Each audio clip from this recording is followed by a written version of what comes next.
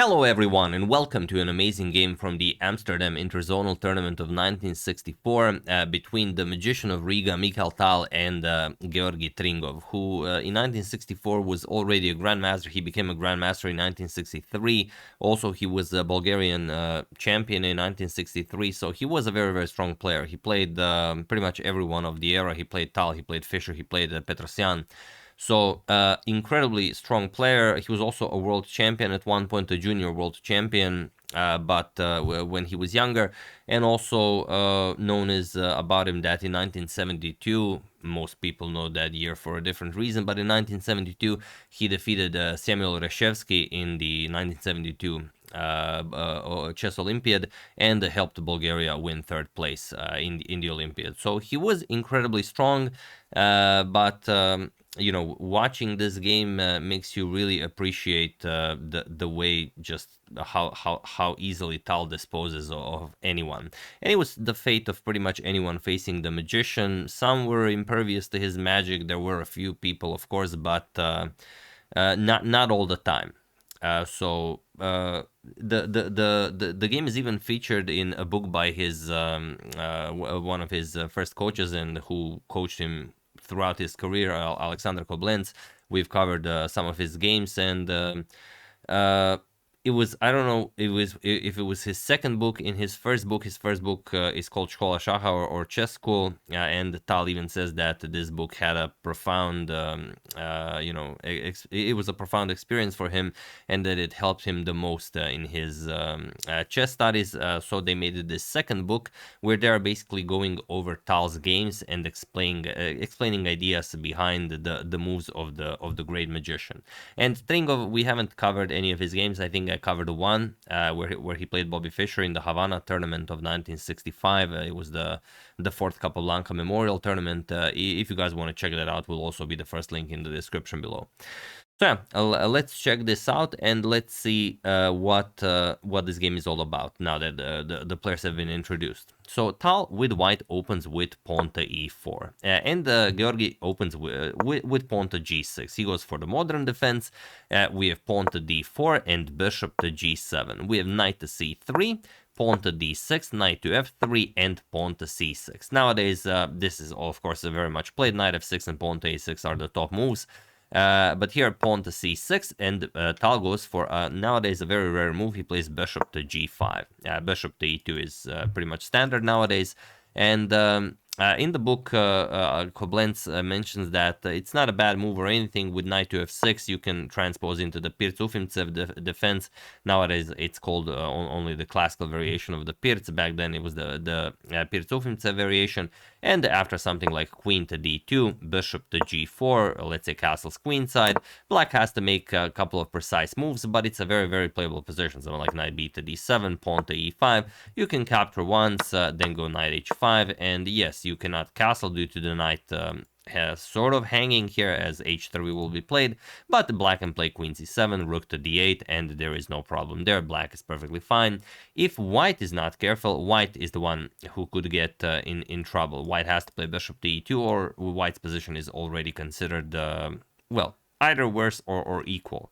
But okay, after bishop to g5, Georgi did not play that. He played queen to b6, and while not a mistake in itself, going going to grab a pawn against a player like Tal, that's, you know, you are braver than most people. Tal goes queen to d2, of course defends the knight, offers the b2 pawn, and we have queen captures on b2. We have rook to b1, queen a3, and bishop to c4. Okay, so Tal got some developing moves in. He has the bishops out, he has the knights out, the rook is nicely placed on the semi-open b file, queen is developed, and the king can quickly castle, whereas Georgi has a queen on a3. Okay, he's up material, he won a pawn, and he has a fianchettoed bishop. And here, again, a very difficult position for black. Black has to be incredibly precise not to mess this up. You have to play something like h6 or knight d7. But he plays queen to a5, which is actually the third move recommended by the engine. It's just very difficult to pull off. if not impossible. The idea behind it is that, okay, you're covering the d8 square. So if the position opens up, which it will, as obviously e5 is being prepared, and after captures, let's say the rook comes to d1, you want to have the d8 square covered. Another thing is that, okay, the queen also supports pawn to e5. But Tal just castled here. And the problem is, how do you continue from here? If you play pawn to e5 now, then the idea of captures, yes, you have the d8 square covered, but after rook f to d1, what is your move? You're still threatening queen d8 check, queen captures, and rook captures will be checkmate. So how are you defending this?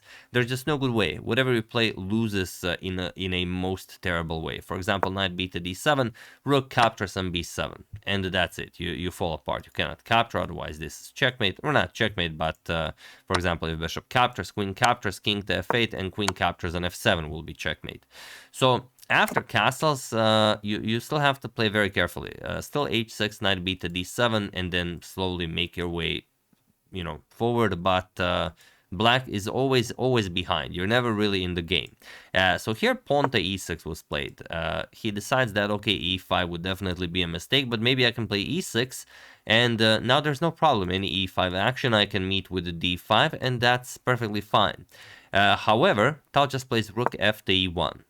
And what is the problem with black's position? The problem is, again, there's no good move that you can make. If you try knight f6, or let's say knight to e7, just bishop captures on e7. And if king captures, knight to d5 check, and you blundered your queen. So, I mean, there are so many of these little tricks in the position where it's just almost impossible. If you go knight to f6, then you invite e5, as now it comes with tempo. And again, not a good way to handle this. If knight comes to d5, then you have knight b5. Again, look at this. You're attacking the queen, but if the queens get traded off, then first knight captures on d6, you win this pawn, and after king to d7, now you recapture, and you just have a tremendous position. You've regained your material. Knight captures on f7 is coming. There's just not a lot you can do. Also, b7 is hanging, knight captures, rook captures is just not just terrible, it's lost for black. So instead, after rook f to e1, he played pawn to a6, saying, okay, maybe we can throw in a pawn to b5, and we can maybe survive this. But Tal played bishop to f4. He goes after the d6 pawn, which is the newly created weakness. And while you can defend with something like queen to d8, it's a very, very sad position. I mean, imagine if on move 11, you're trying so hard to develop your pieces, you play queen d8. I mean, look at this. No self-respecting grandmaster will make this move. There is no way in the world, even though it is the top move recommended by the engine. So here, pawn to e5. And, well, being down material, being up material, being down in development, opening up the position is not a good way to play chess. And this is what I mean. It's not that Georgi was a bad player or anything. He was incredibly strong. A Bulgarian champion, obviously, grandmaster, very strong, invited to the, or not invited, qualified for the Amsterdam Interzonal tournament. You had to play the Interzonal tournament to qualify for the candidates tournament. But it's just that when you face the magician, none of that helps. Tal plays d captures on e5, d captures on e5, and the question is, what did Georgi miss here? There's a very, natural way of continuing this position, but there's also a very unnatural way. Or rather, maybe it's unnatural to you and me, but it was very natural to Tal. So what would you play here? Imagine, imagine you're the magician. What do you play here?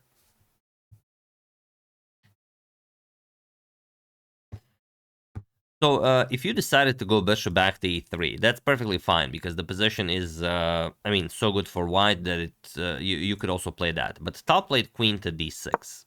And look at this. He just moves the queen, leaves the knight hanging, leaves the bishop hanging. He just doesn't care. And whatever you play, you're dead lost here. And just to show you why bishop to e3 is also very strong, some of you might have decided to play that, as bishop to b6 will trap the black queen. So whatever you play, let's say you go knight to d7, no problem. Rook ed1, and there's no way out. You think you're not getting checkmated, but after, let's say, knight g to f6, bishop captures on f7. King captures, knight to g5 check, king to e8, and now queen to d6. There is nothing that you can do here. It's a dead lost position. Whatever you try, it's simply not enough. Queen e6 is coming, knight f7 is coming, the rooks are beautifully positioned. I mean, there's just no playing this. And another thing, after bishop to e3, if you just continue with knight to f6, then of course bishop to b6, like we've said, just wins the queen. So after d captures on e5, you can play that, but queen to d6 is just so beautiful, and well, probably why I've decided to actually show this game. How do you play this? Like I said, the knight is hanging, the bishop is hanging. Do you just ignore it? Do you try something else? Well, let's say, okay, he knows he's playing against Tal. Obviously, maybe you just don't capture anything that he gives you. You've already taken the pawn on b2, maybe not capture any of the pieces. Let's say you just try to develop knight f6. You can't really do it. So far, you were kind of defending that e5 pawn, but after knight captures on e5, bishop captures on f7, and you resign. There's no square left for that black king. So that is not happening. If you try queen to d8, the move that you were so desperately deciding not to play because look at this, and then just bishop captures on f7 and you win the queen. So that's not happening either. So really your only options are queen captures and pawn captures bishop. In the game, queen captures knight was played, but if you play captures the bishop on f4, probably why queen captures knight was played is that this knight to d5 move is just too much. Where if you capture the knight, let's say c captures on d5, then e captures on d5 opens up the rook, and there's no square for the king. You could give up a little bit of material, because why wouldn't you? D captures on e6 and f5. Okay, you close up the e file, but then rook captures on b7, and you know, pick your poison, whatever you play here. If queen d8 now, as in all the other lines, it loses, but here it loses in a most spectacular way. Here Tal can even sacrifice the queen with e7, and after queen captures on d6, bishop to f7 check, you sacrifice the bishop as well, e8 queen check, king f6 and queen to f7 will be checkmate. So sometimes Tal even got mad when his opponents didn't play the best possible defense because he had something like this prepared. I don't think this was one of those cases, but you never know. And if after he captures on f4 and this knight to d5 move, you don't capture the knight, let's say you just play knight d7, then comes knight to g5. And again, what do you play here? There's nothing you can play. Any move you make, let's say h6 going after the knight, knight to c7 check, and after you move the king, king to d8, knight captures on f7 checkmate. So that's why after queen to d6, you cannot not take anything. You cannot capture the bishop on f4. The knight to d5 move is simply too strong. Georgi decided to play queen captures on c3. And now you're wondering, okay, so where's the checkmate? Where do I win the queen? What happens now? You're probably expecting something like knight g5 or bishop captures on f7. But no, now it's time to actually play a calm move, and that is a rook e to d1. And as Alexander Koblenz says in his book, while the black pieces are enjoying their beauty sleep, white's pieces are, involved in vigorous activity going after the black king. So nothing to be done here. The queen d8 will be checkmate. You have to stop it somehow. Knight to d7 was played in the game, but now I imagine you can win this without even pausing the video. But just in case, have a few seconds, soak the position in. The winning move is bishop captures on f7. So you just sacrifice pieces and you win. That's how Tal played, or that's at least how they characterized his style. World champion Mikhail Botvinnik said once that Tal's chess playing is basically, you pick up the pieces, you throw them in the air, and where they land, that is Tal's position. And now you have to capture. You don't have to capture if you go king to d8, then again knight to g5 with knight e6 checkmate. That's unavoidable. And after king captures on f7, which was played in the game, again knight to g5 check. That was the key idea. Knight to g5 has to land with tempo. King to e8, and here Tal played queen to e6 check. And he was in this position on move 17 that Bulgarian champion Grandmaster Georgi Tringov resigned the game, as there is nothing more to be done here. Whatever you do, you could block, you could guard with the knight, knight e7, but then queen f7 check, king to d8, and a beautiful knight to e6 checkmate.